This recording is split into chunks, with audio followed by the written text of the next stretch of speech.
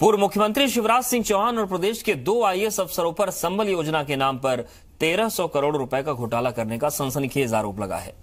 MP Congress सचिव राकेश सिंह यादव ने दावा किया कि उनके साथ भ्रष्टाचार के उनके पास दस्तावेज हैं। एमपी कांग्रेस सचिव राकेश सिंह यादव ने आरोप लगाया कि संबल योजना के नाम पर पूर्व सीएम शिवराज सिंह चौहान ने अपने चहेते आईएएस अफसरों संजय दुबे और एलपी पाठक की मदद से प्रदेश की आकस्मिक निधि से 1300 करोड़ रुपए निकाल लिए।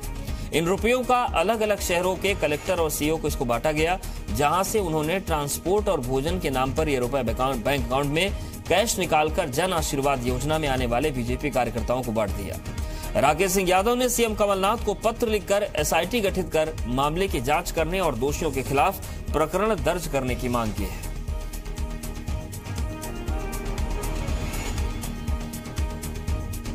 मीसाबंदियों को लेकर आंदोलन की बात कर रहे हैं, अन्य बातें कर रहे हैं, ये उससे बड़ा घोटाला है। मीसाबंदी भी एक अपने आप में घोटाला है।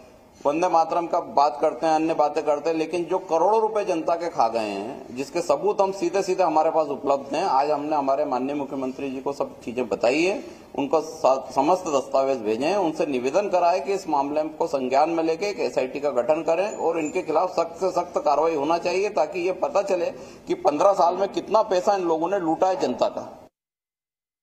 जन आशीर्वाद योजना जो निकाली, उसमें पर व्यक्ति 750 रुपए का फंडिंग किया गया। जो जन आशीर्वाद यात्रा में आता था, उसको ट्रेवलिंग के नाम पर और खाने के नाम पर कैश बिल के भुगतान कलेक्टर कार्यालय से किए गए। इस सारे मामले की जांच के लिए हमने माननीय मुख्यमंत्री जी से निवेदन किया है। इस मामले को हमने पहले भी उठाया था, क्योंकि उस समय सरकार सुनने को तैयार नहीं थी। आज इस मामले की अगर जांच होगी तो 1300 करोड़ के मामले में शिवराज सिंह चौहान जेल जाएंगे। संबल योजना को लेकर कांग्रेस के आरोपों पर बीजेपी ने पलटवार किया। बीजेपी प्रवक्ता जेपी मूलचंदानी ने कहा कि घोटाला करना बीजेपी की फितरत नहीं है। उन्होंने कहा कि अगर संबल योजना में ये घोटाला है तो कांग्रेस सरकार उसे क्यों चला रही है। हम बात करें संबल योजना की, तो गरीब से गरीब वर्ग तक उसका लाभ पहुंचा है, और ये किसी जो है उसमें न रहे गलतफहमी में कांग्रेसी मित्र।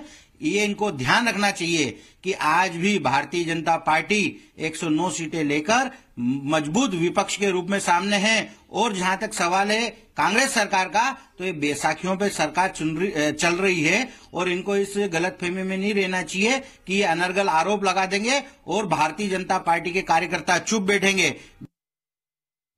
तो संबल योजना में क्या घोटाला हुआ, इसको लेकर गंभीर आरोप है एमपी कांग्रेस के सचिव के, जो उन्होंने पूर्व सीएम पर आरोप लगाए हैं। जी मीडिया संवाददाता प्रबोध हमारे साथ जुड़ रहे हैं। प्रबोध, जिस तरीके के आरोप सामने आए हैं, ये आरोप क्या हैं, कितने गंभीर हैं और क्या सियासी तौर पर इसकी सुगबुगाहट है भोपाल में?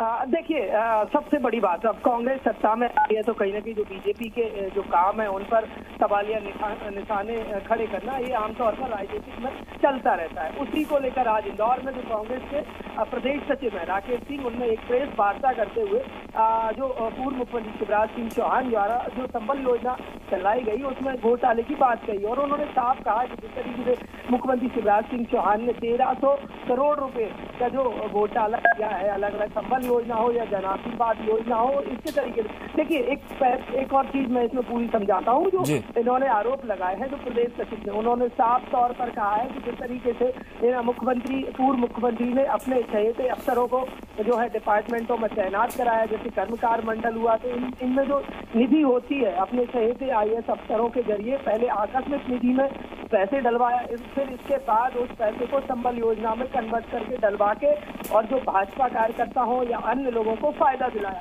लेकिन मैं ठीक से आपको एक और इसमें नई चीज बताना चाहता हूँ। आकस्मिक निधि जो होती है वो आमतौर पर आपातकाल में काम आती है। ऐसे में कांग्रेस का सवाल उठाना लाजमी है, क्योंकि बिल्कुल, और देखने वाली बात होगी कि सवाल तो उठे हैं, लेकिन आगे क्या कुछ निकल कर आता है और सरकार इस पूरे मामले को कितनी गंभीरता से आगे लेती है।